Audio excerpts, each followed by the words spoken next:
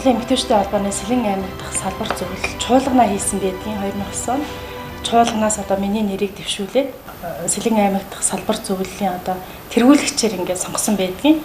2009 оноос хойш тасралтгүй энэ эмэгтэйчүүдийн байгууллагата сэтгэл зүрх, оюун ухаан, цаг зав бүхэл зүйлээ зориулсаар ажилласаар ирсэн. Төрийн бас байгууллагын завдлын жаргал их. Тэгээ ганц бэрхшээлтэй юм нь юу байдгүй гэхээр санхүүжилтийн асуудал бол төрийн бас байгууллагад нэлээд хүндрэлтэй асуудал байдаг.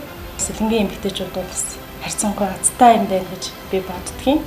Их хурлын гишүүн Ж Эрдэнэт гишүүн маань аймгийн засаг дарга байх үеэсээ ахуулаад эмэгтэйчүүдийн байгууллагыг дэмжсээр ирсэн. Санхүүгийн хувьд дэмжиж гэрээ байгуулж ингэж ажилласаар ирсэн. За тэрний хүчинд бид үйл ажиллагаагаа бас тодорхой хэмжээнд явуулж 94 жилийн түүхтээ энэ байгууллагын гал боломжийг унтраахгүй юмсан гэсэн юм сэтгэлээр ажиллаж ирсэн. 2019 онд эмэгтэйчүүдийн Сэлэн аймаг дахь салбар зөвлөл маань бас чуулгана хийж эмэгтэйчүүдийн байгууллагын бүтэц зохион байгуулалтын талаар нэлээд том өөрчлөлт хийгдсэн. За энэ чуулганаар бол бас эмэгтэйчүүдийн зөвлөлийн даргыг их хурлын гишүүн болсон Өнөр Олор гишүүнийгээ бол сонгосон нь маш зөв сонголт болсон гэж би бас их олзуурч байгаа. Шинэ дарга маань Өнөр Олор гишүүн маань бол эмэгтэйчүүдийн байгууллагын ажлыг аваад бас өөрхөнч хэдий ч гэлээ бас нэлээд чамгүй их ажлыг хийж амжуулсан байдгийн. За нэн тэргуунд хийсэн ажил маань бол төрийн байгууллагатайгаа эмэгтэйчүүдийн байгууллага маань нэгт уялдаа холбоотой ажиллаж явах хэрэгтэй. Тийм учраас шат шатны засаг дарга нартай бас гэрээ байгуулж ажилласан.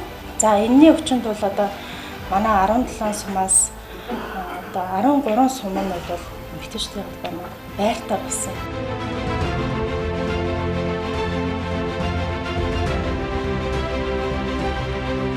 Сайлаа бэлтгэхээр саваа бэлт гэдэг.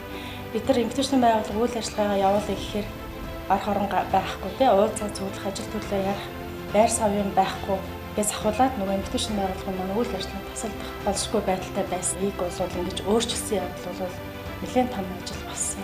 Ер нь бол манай эмэгтэйчүүдийн байгууллага байртай болсноор нэлээд үйл ажиллагааны бол идэвхжиж, чадварчиж ингэж ирсэн байгаа. За шат шатны эмэгтэйчүүдийн байгууллагаас бусад төрийн бас байгууллагаас төрийн байгууллагаас зохион байгуулж байгаа семинарт бол оролцоогоо бол 3-4 ингэж хангаж явж байгаа. За бараг Монголда анхудаа гэж хэлэхэд бол манай Сэлэн аймгийн эмэгтэйчүүдийн чуулга уулзалтанд Оросын улбаны улсын, Бурят улсын эмэгтэйчүүдийн зөвлөлийн төлөөлөгчдийг, за Солонгосын эмэгтэйчүүдийн байгууллагын төлөөлөгчдийг ингэж оролцуулсан явдал бол бидний гадаад харилцаанд нэгт холбоо уялдаатай ажиллахын үүд хаалгыг бол нээж өгсөн.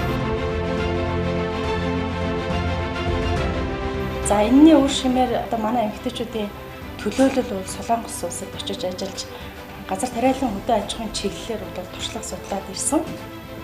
За энэ туршлага судалсны маань үр дүн нь гарч хашаанаасаа 50 сая төгрөг төсөлийг бол амжилттай хэрэгжүүлээд дараагийн шатанда ингээд явж байгаа юм ажилттай.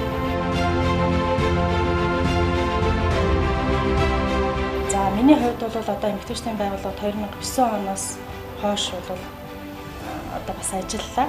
За энэ хугацаанд бол хөдөөгийн эмэгтэйчүүдийн боловсролыг дээшлүүлэх, нийгмийн сайн үсэд оролцоог нэмэгдүүлэх тал дээр бол баг хамт болон эмэгтэйчүүдийн тэргүүлэгчдийн хамт бол оролцоор ирсэн. Бид нар нээлттэй хаалганы өдөр гээд эмэгтэйчүүдийн бүх төрлийн үйлчлэгийг жил болгон авч явдаг. За жил болгон Мартин Майнаар 99 сарна гэдэг эмэгтэйчүүдийн уулзалт цэнгүүнийг бас зохион байгуулж ингэж хэвссэн байдгийн. За цаашид бид Монголын эмэгтэйчүүдийн холбооны Сэлэн аймаг дахь салбар ямар чиг бодлого барьж ажиллах юм бэ гэхээр өрхийн орлогыг нэмэгдүүлэхэд эмэгтэйчүүдийн оролцоо ямар байх вэ? Ажлын байрыг яаж нэмэгдүүлэх, эмэгтэйчүүдээ яаж ажилдаа орлоготой, цалинтай байх юм бэ гэдэг дээр илүү их анхаарч ажиллана гэсэн юм төлөвөө боловсруулаад ингэж ажиллаж байгаа.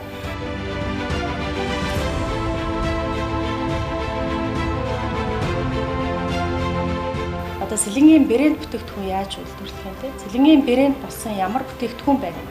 Энэ брэнд бүтээгдэхүүнээ зах зээлд борлуулах ямар сувгууд байна? Дотоод зах зээл төдийгүй гадаадд борлуулах ямар боломж нөхцөл байна?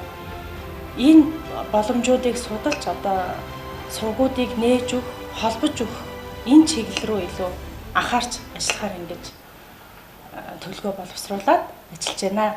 Тэгээ энэ дээр маань ч одоо аймаг орон нутаг за улсын хурлын одоо гишүүд маань бол анхаарал хандуулж ажиллахаа бол илэрхийлсэн байгаа.